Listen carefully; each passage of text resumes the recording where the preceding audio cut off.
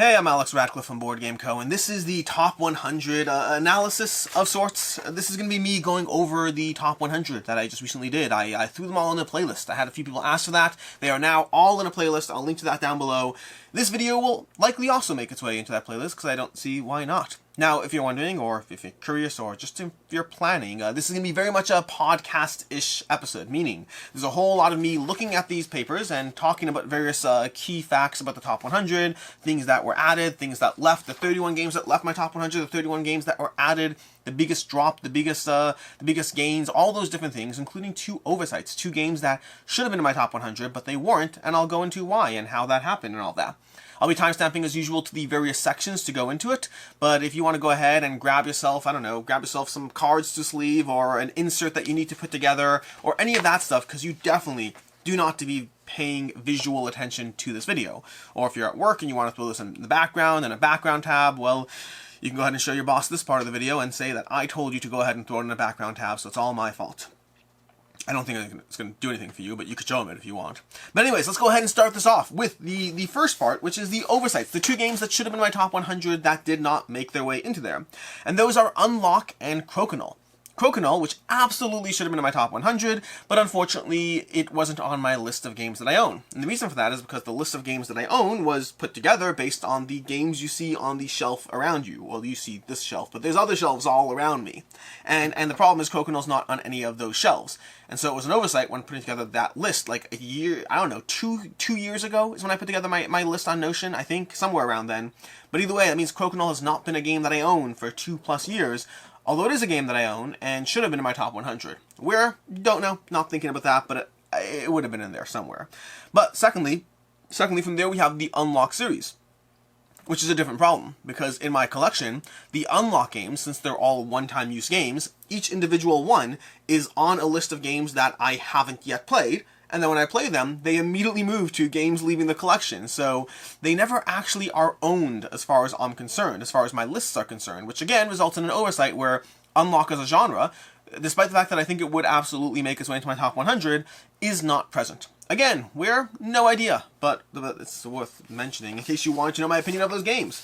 So, from there, let's go ahead to go to the next section of the 2019 games that are gone, that are no longer in my top 100. You see, I've been doing these lists for 2019, 2020, and 2021. In 2019, I did my top 20 games of all time, so there's not a lot of data there. In 2020, I did my top 50 on video, and then I did the subsequent 50 off video. I debated whether to do a video around them, never ended up doing so, so I did do a top 100, but you only got to see the top 50. But I have the data for them, so it still exists somewhere. And then I did 2021, I did the top 100, and in future years, I assume I'll do a top 100. I don't imagine that I want to go past that, maybe some point, but not anytime soon. And so with that, going through these, the 2019 games only had 20 games, and from those, 3 of them are gone. They are no longer present in my top 100. And those 2019 games are Dogs of War, which was 12 in 2019. It was my 12th highest game in 2019. It was my 55 highest game, and it's over here, by the way. It was number 55 in 2020, and it's gone from my collection as of now. Yes, it's on the table here, but it will almost certainly be leaving my collection. It's on my giant pile of games on my floor, where I have a whole bunch of games that I'm considering getting rid of, and Dogs of War is one of them. We'll talk about the whys later. That's not true. We'll talk about the whys now. Dogs of War is a game that I really, really like it when I have good plays, but I've had a little bit too many inconsistently good plays. And a general trend for me in the games I own is if I have games that are, if I have plays, not games, if I have plays that don't deliver, if it happens once, it's fine. Every game can let me down once. But if it happens multiple times, then I stop pulling it off the shelf, because if I have a choice of pulling off a game that is consistently good every single time, or a game that there's a 70% chance I'll have a good play versus a 30% chance I'll have a bad play, I just don't pull that game off the shelf anymore. And that's been happening with Dogs of War. We had a few bad plays of it where it just didn't mesh with the group that we had, and since then I've been reluctant to pull it off the shelf, and so it saw less play as a result, and I think it's time to say goodbye. It's an incredible experience. I think it's really, really, really, really, really good. Also, I think Blitzkrieg, from the same designer, catches some of the feeling of it. Very different systems, but some overlap in what's going on. Overall, Dogs of War is fantastic. I just don't know if I'm pulling it off the shelf right now. And then we have Tigers and Euphrates, which was 19 in 2020. It was 19 in 19. It was 75 in 2020, and it's gone from my collection again. This one is a phenomenal game that every single time I play it, I have a good time, with the caveat that it's a game that I consistently win at. There are 3 games that have left my collection over time because I played them too much and the gap between my skill level with the other people I was playing was just too high. Those 3 games are A Few Acres of Snow, Galaxy Truckers, and Tigris and Euphrates. In general, if I walk into a game, and I've talked about this in other videos, but if I walk into a game where I know what's going on, I just try different strategies. I want to try different strategies to even out that skill gap. Sometimes it happens in a game where it's very hard to properly equalize without me having a subpar experience, and so it gets to a point where if I walk into a game knowing that I'm going to win it with the people who I'm playing with, then it's just not fun for me. Now, would any of these games be incredibly fun against people who are also very good at those games? Absolutely they would. But for myself, I'm not playing them with my current game group. I don't typically explore that many new people, so the odds of them seeing play are very limited, and so Tigris and Euphrates is joining those ranks of games that have left my collection. Phenomenal experience. Highly recommend it. But it's time to say goodbye. And then lastly, we have Monikers, which was 18 in 2019, it was 35 in 2020, and it was off my top 100 last year. That's not Monikers' fault, that's COVID's fault. Monikers is just a game we don't play anymore because we don't have the group sizes that are relevant to play it. It's still sticking around for now because I think it's so good at what it does with the right group and the right size group that I'm absolutely keeping this and the 4 other boxes I have. But it's one that did leave my top 100. If it's not seeing play, it's out of sight, out of mind. I don't even think of this as a game that I need to table. I think of it as a game that I'd love to get back to tabling one day. And so those are the top 19, those are the 2019 games that have left my collection. Which brings us to the next section, the 2020 top 10 drops. Now we're going to talk about the 31 games that left the top 100 in general, but the top 10 is generally its own separate category. So as far as the top 10 goes, there are 4 games that left the top 10, and therefore, math-wise, there are 4 games that enter the top 10, and we're going to talk about those now. Starting off with the fact that we have Black Plague, which dropped from 5 to 13. We have Coimbra, which dropped from 6 to 15. Bruges, which dropped from 9 to 22, and FCM, Food Chain Magnet, over here, which dropped from 8 to 32, the biggest drop over there. And they all dropped for different reasons. Black Plague is a combination of the fact that I play it a lot. I like Black Plague a lot, and the drop is just, 5 to 13 is not a big drop, but it's one that I'm always a drop less excited because of how familiar I am with it. It doesn't help that Marvel Zombies, which I've had the chance of playing before I composed this top 100, is really, really good. And I really like Marvel Zombies. Yes, the IP is a factor, but I think mechanically as well, it's something fresh to the zombicide genre. So I love Black Plague, it's the 13th highest game of all time, but nonetheless, it's one that did drop just because of those combinations of factors. Coimbra is really good, but I kind of want an expansion for it. It's a good Euro, it's a solid Euro, but I feel that I go through the same motions over enough plays, and I have enough plays. I don't know how many plays I have, but I have well over 10 plays of Coimbra, and it's one that, as a result, the amount of different variable strategies you can pursue, to some extent, drops a bit. So my excitement to pulling it to the table is always a little bit lower. I like fresh and new things. I generally play a lot of different games, and once I played a game 15, 20 times, I still enjoy it. But I want to seek out that other experience where I feel I haven't fully explored what the game has to offer, and that's what happens to Coimbra. So again, 6 to 15. Again, by the way, none of these are really big drops. They're all still amazing games. Then we have Bruges, which went from 9 to 22. That one I think is recency bias. During the pandemic, during COVID, when it first started in 2020, when I did my top 50, Bruges was a game that I played a ton online. And it also might be that it's just a game that might be a little bit easier to track things online. Playing it in person, I play it less often. I really enjoy it when I do, but it's a little bit... I like the tactile nature of it, but I lose some of the trackability you get when playing it on Yucata. So I think it's a bit of a combination of not playing it as much, and then playing it in person versus online, that made it drop from 9 to 22. And then Food Chain Magnet, 8 to 32. It was like 3 the year before. That was the first year I played it, and it went straight to 3. And then it went to 8, and then it went to 32. I haven't played with the catch-up expansion, the catch-up mechanism. I plan on doing that. Hopefully it'll improve it. But for me right now, Food Chain Magnet is a game that is very mentally taxing when I want to play it. It's mentally taxing. It's a game I have to mentally prep for. Now, there's actually a chance I'm playing it tonight, just for the record. But I have to mentally prepare myself to play the game, which is why it dropped out. And that was the only big drop from 8 to 32. Still an amazing game, but that's a reasonable drop. The other drops are kind of like the natural evolution of things being moved around. This one is a danger drop, meaning is it possible if Food Chain Magnet drops to 60 next year? I don't think so. Maybe. I don't know. From there we have the 2021 games that were added.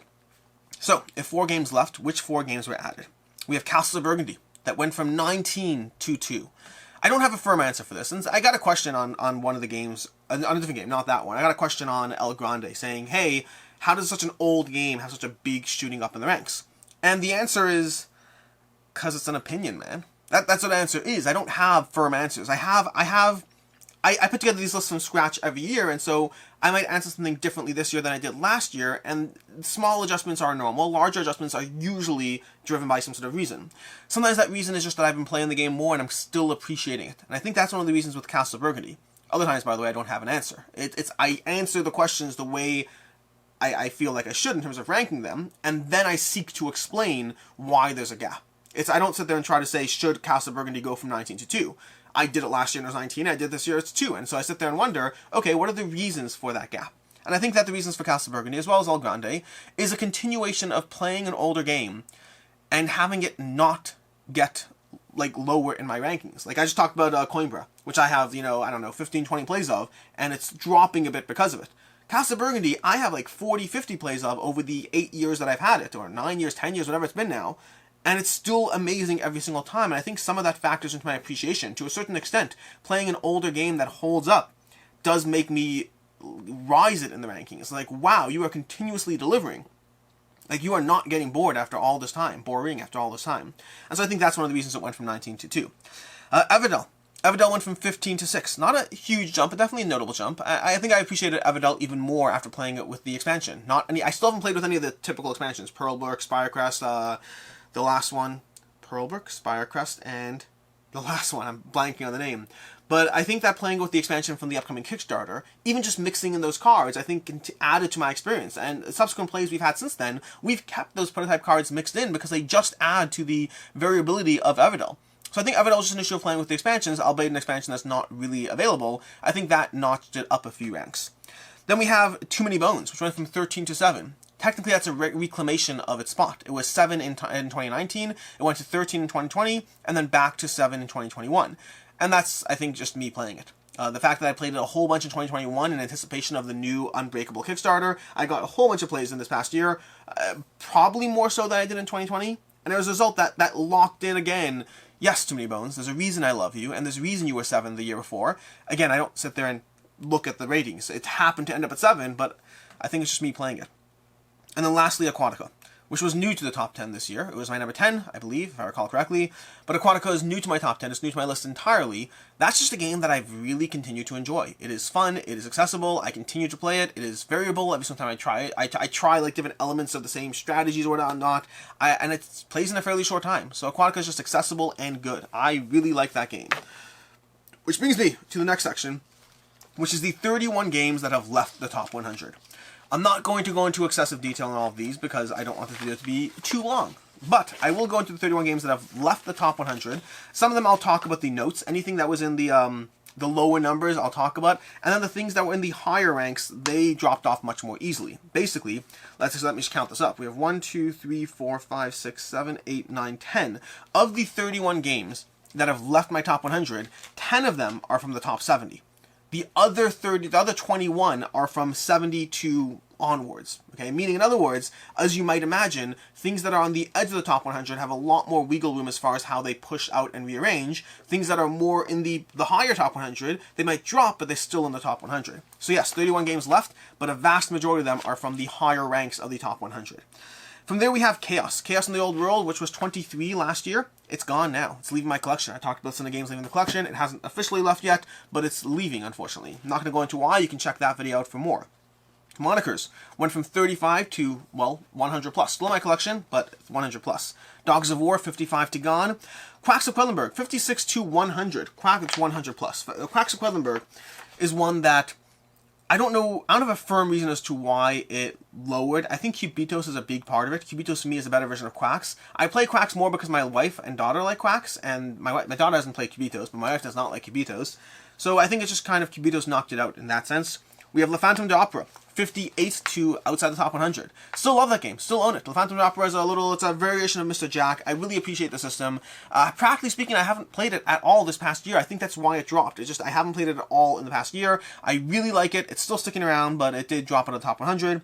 We have Cassion from 61 to 100 plus. That's part of the Oniverse series. I think that's gotten a bit samey for me. It's easily the Oniverse game I've played the most. I probably have 50 plus plays of Cassion in my belt, so I think the sameness has just kind of moved it out. Still think it's phenomenal.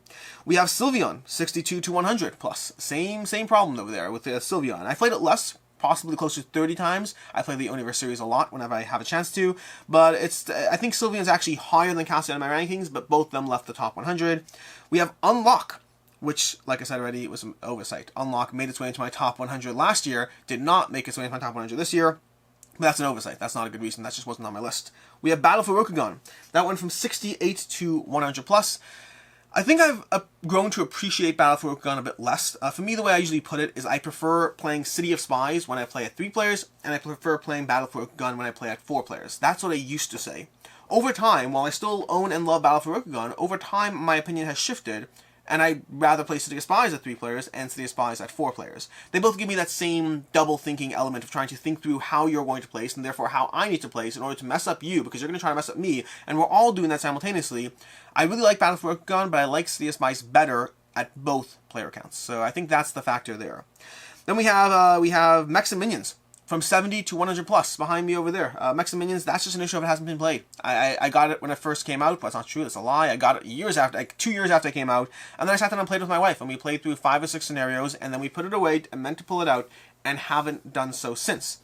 I need to play it. It's such a good game. It's such a good game. Then we have Nova Luna. Nova Luna, now the rest of these I'm not really noting the number because these are all 70 plus.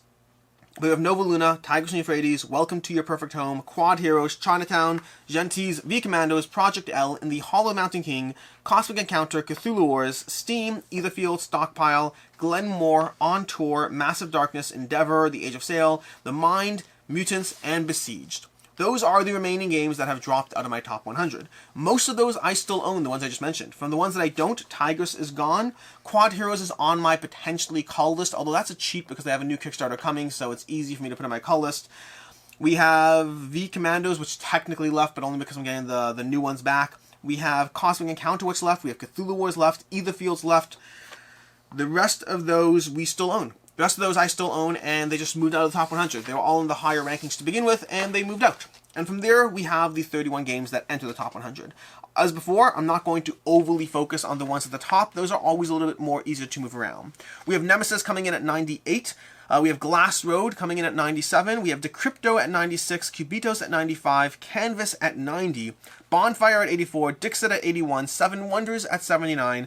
Honeybuzz at 74. Tranquility at 71. Airland and Sea at 70. Resident Evil 3 made its way to 68, which is fairly impressive, but I'm really enjoying that one. We have Maglev Metro 63, which is, did I say Resident Evil 3 was 68? Yes, 68. Maglev Metro at 63, phenomenal game. I want to keep playing it. We have The Great Wall at 62, another great game, really solid game from Awakened Realms. We have Skulls of Southwark at 59, such a ridiculously good game. I'm going to say that a lot. I need to figure out a new way of phrasing things. We have Assassin's Creed at 58. Assassin's Creed is one that might leave my collection. It's because I need to play through the content and move on from it, but it is campaign-based, so I kind of want to go through it much more, and then eventually it'll leave. We have Destinies at 57. I need to play Destinies more. That's my big problem with it. I need to find somebody else to play it with, because playing with Quacklope has not worked out well for me. We have Gloomhaven Jaws of the Lion at 55. We have Paleo at 51. Now, Gloomhaven Jaws of the Lion, I'm actually playing it with a friend right now instead, so we'll see what happens there, but I'm going through the campaign with him. Maybe when I'm done with that, I'll go through Destinies with him. We have Paleo at 51. We have Lords of Hellas at 50. Sky Tier at 47. Hadrian's Wall at 45. These are some really good games, by the way. Le Havre at 42, Anno 1800 at 36. I am still enjoying and playing Anno. It's really, really solid. Ankh at 33. Haven't played that in a bit, but I really want to play it with the expansion. We have Cascadia at 31. That's only going to climb next year. Marvel United at 30. I don't know if that climbs. 30 is pretty ambitious for Marvel United for the type of game it is. It's really, really fun. We have Mind MGMT at 21. I only anticipate that climbing. That is easily, I don't want to say easily, it's one of the most played games I've played this year, and I have continued to dive into it again and again and again. We have Viticulture at 20. I assume that drops, not a lot, but I assume it drops a bit. It's definitely new to me this year. Wild Ascent at 18. That might drop just because at this point I'm kind of waiting for the new content to dive back in. I might dive back in this next year, but if I don't, then it will probably drop, although there might be a temporary drop, where it drops until I get to play it again, and then goes back up again. And then we have Aquatica at 10. Those are the 30 games that are new to the top 100.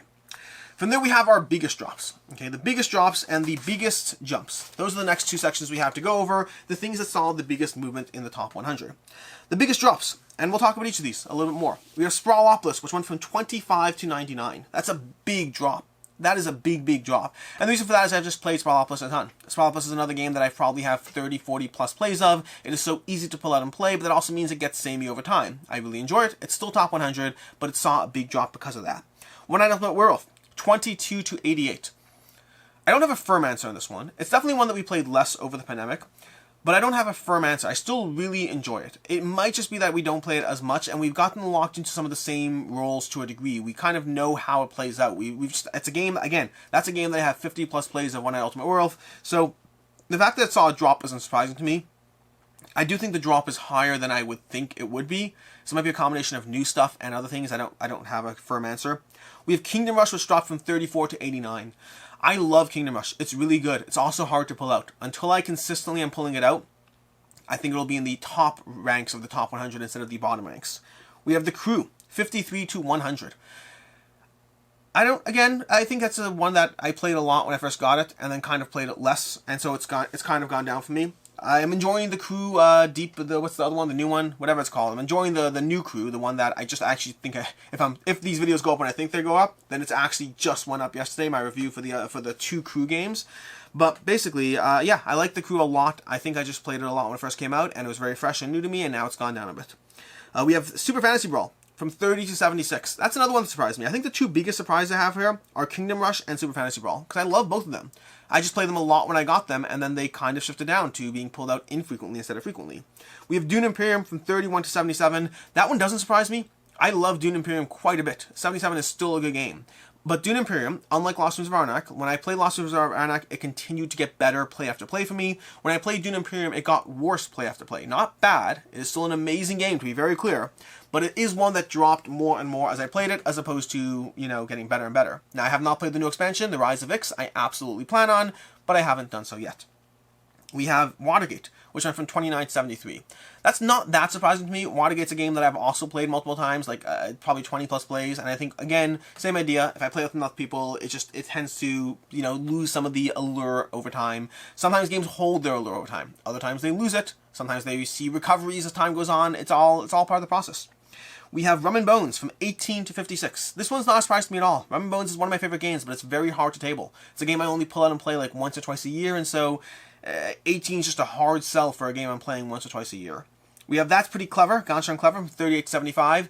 I think playing a variety of other roll and writes, including Fleet the Dice Game and Hadrian's Wall, lowered that for me. Gone Clever for a certain point in time was my favorite roll and write, but I like Fleet the Dice Game just as much, and I like Hadrian's Wall more, and I think those just pushed down my perception of Gone Clever. And then we have Circle the Wagons from 50 to 87. 50 to 87, which is, again, not a huge drop. The drops are all in most dramatic to least dramatic order. 50 to 87 for Circle the Wagons makes sense. It's one that I really played a lot. Like Sprawlopolis, I played it a lot, but so it saw a drop. But unlike Sprawlopolis I played 50 plus times. Circle the Wagons I've played 30 plus times. And also the two-player variable. The fact that Sprawlopolis is a solo game means there's less variability in the experience to me because it's just me and me. The fact that Circle the Wagons is played with other people inherently adds more variability to the feeling each game gives me, and therefore less to the wearing off of it. And then we have jumps. We don't have as many jumps. We only had 5 jumps that I consider to be notable. A notable jump, I don't remember what criteria I used, but just some degree of notableness. We have, which is the least useful description I've ever given. Carson City, and this one I'm going to do from the least notable to the most notable. Carson City from 48 to 24. I just still like Carson City. Every time I pull it out, I enjoy it. They actually have a new Kickstarter coming, I believe in 2022, we shall see. But Carson City, every time I dive into it, I enjoy it more. I like it, I have fun with it, I continuously have fun with it. It's just a really, really good game. I have the big box, I love it, I have all the content, and I need to glue the insert. That's a bit of a problem, so we'll solve that. Maybe I should watch this video while, putting together an insert. We have El Grande from 44 to 16. Someone mentioned this, like I said already. Someone mentioned, hey, what's up with El Grande? Why does an old game see such a dramatic rise? It holds the test of time. I don't have an easy answer.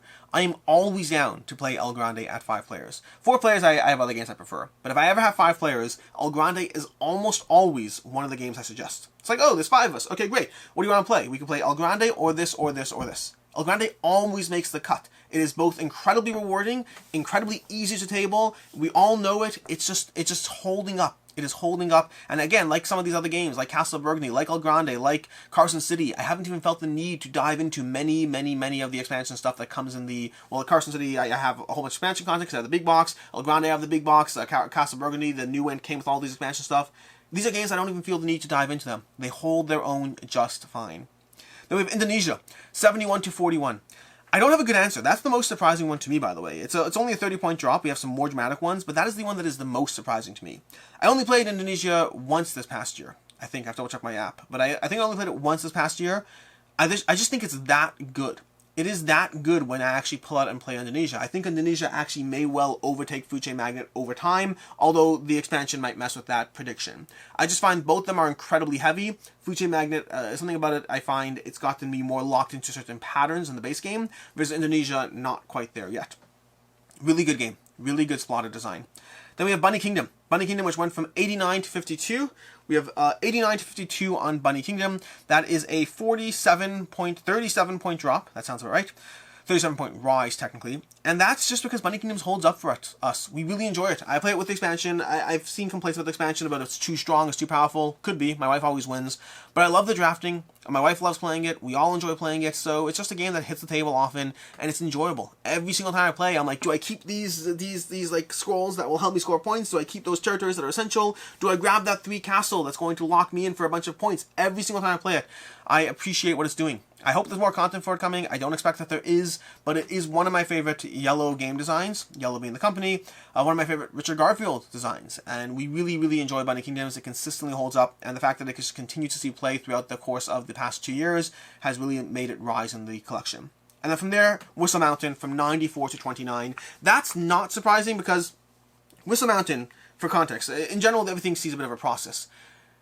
The more plays a game has, the more likely I am to shoot it up the ranks of the top 100. If a game has, 2 plays and I think it's the best game ever, it's usually going to creep into my top 100, but it won't make its way to the top of the top 100. Just the way, I'm not going to put a game that I played twice into the top 30 of my top 100. But putting it at, 93, that's reasonable to me. Whistle Mountain, when I put it in my top 100 last year, was a game that I had maybe 3 or 4 plays under my belt.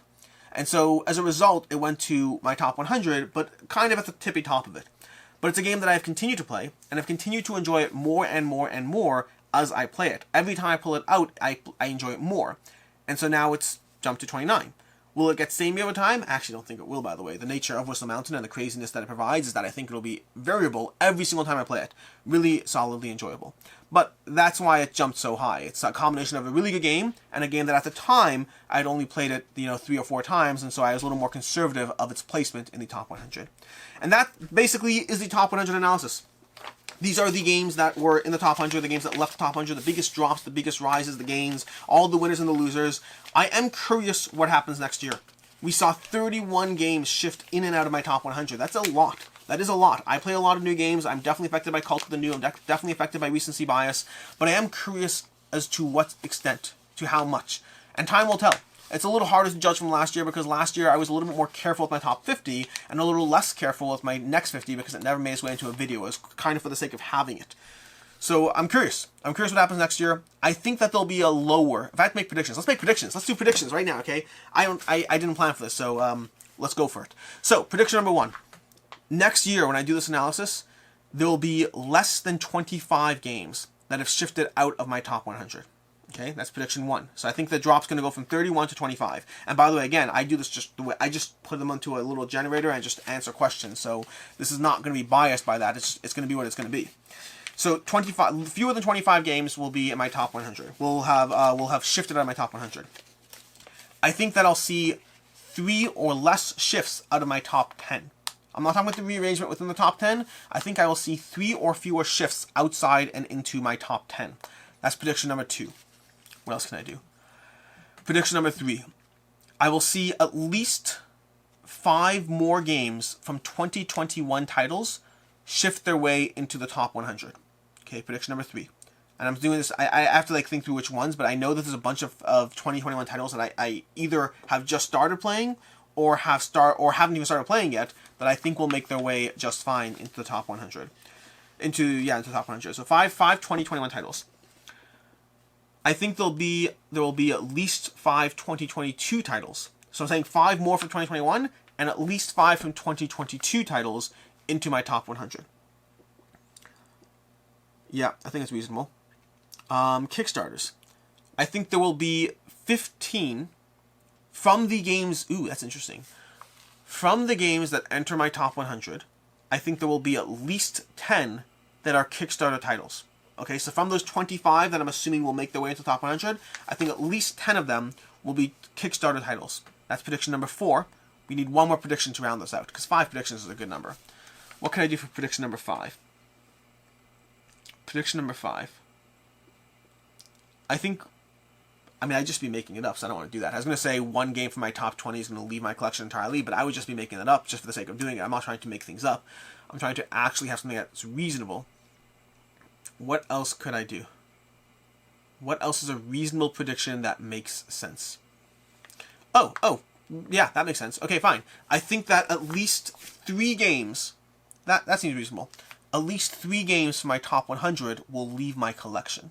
Okay? So yeah, I'm saying 25 or less will shift out of the top 100, but I think at least 3 will leave my collection. I know I have 1 in mind when I say that. 2 in mind when I say that. I don't have a 3rd in mind, so I'll have to go take a look at my list. Anyways, those are my 5 predictions.